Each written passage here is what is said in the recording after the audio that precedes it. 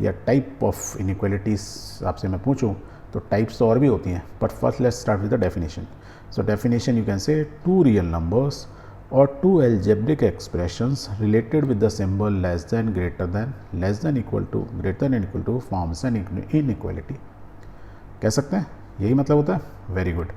तो एग्जाम्पल के लिए 30x less than 200, 40x plus 25 less than equal to 120 या 40x plus 25 less than 120. All threes are we say these are inequalities because इसमें symbol हमने कौन से लिखे हैं, लेस देन इक्वल टू और लेस देन. सारी इनइक्वालिटीज़ हैं, दे आर नॉट इक्वेशंस. चलो कुछ और एग्जांपल लेते हैं सो दैट इनइक्वालिटीज़ के टाइप्स क्या होते हैं. 3 is less than 5, 7 is greater than 5. ये तो ट्रू है, तो both the statements are true. Sign हमने बीच में क्या लिया है, लेस देन और ग्रेटर देन का, that means these are inequalities. दोनों तरफ हमने नंबर यूज़ किए हैं तो we say these are numerical inequalities. तो इनइक्वालिटीज़ के टाइप्स हो गए.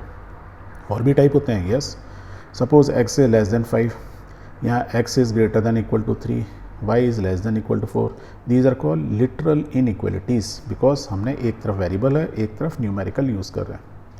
इन दोनों को मर्ज कर दें तो कुछ और नया निकल सकता है. देखो ऐसे लिख सकते हैं 3 is less than 5 and 5 is less then 7. या यहाँ पढ़ेंगे x is greater then 3 less than 5. या इसको देखो y is greater then 2 less than 4. पढ़ते ऐसे. इसमें क्या दो चीज़ें यूज़ किए, दो साइन यूज़ किए. चीज़ मतलब दो सिंबल यूज़ किए इनइक्वालिटी के. ये चार में से कोई भी दो यूज़ किए हैं. That means these are called double inequalities where we have use two symbols of inequality. तो हमने क्या सीखा, इनइक्वालिटीज़ न्यूमेरिकल हो सकते हैं, लिटरल इनइक्वालिटीज़, डबल इनइक्वालिटीज़ हो सकती हैं और भी बहुत हो सकती हैं. Let's take few more example. देखो ये इतने सारे लिए जहाँ पे हमने सिर्फ क्या यूज़ किया है, less than, greater then, less than, greater then, less than, है ना, सिंपल. और यह सेम चीज़ को मैं ऐसे भी लिख सकता हूँ. यहाँ पे मैंने less than equal to use कर दिया, वही सिंबल यूज़ किया, बस इक्वल टू लगा दिया सब में.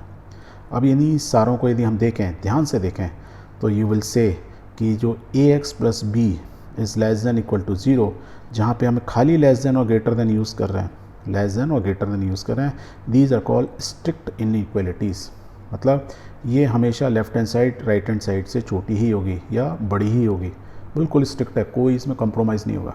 Where in the bottom one वो छोटी भी हो सकती है, बराबर भी हो सकती है. Left hand side right hand side के बराबर भी हो सकती है या छोटी, because we have used equality का साइन. या बड़ी हो सकती है, बराबर हो सकती है. जैसे नीचे वाले ax plus B is greater than equal to means बराबर भी हो सकती है, इससे ज़्यादा, 0 से ज़्यादा भी हो सकती है.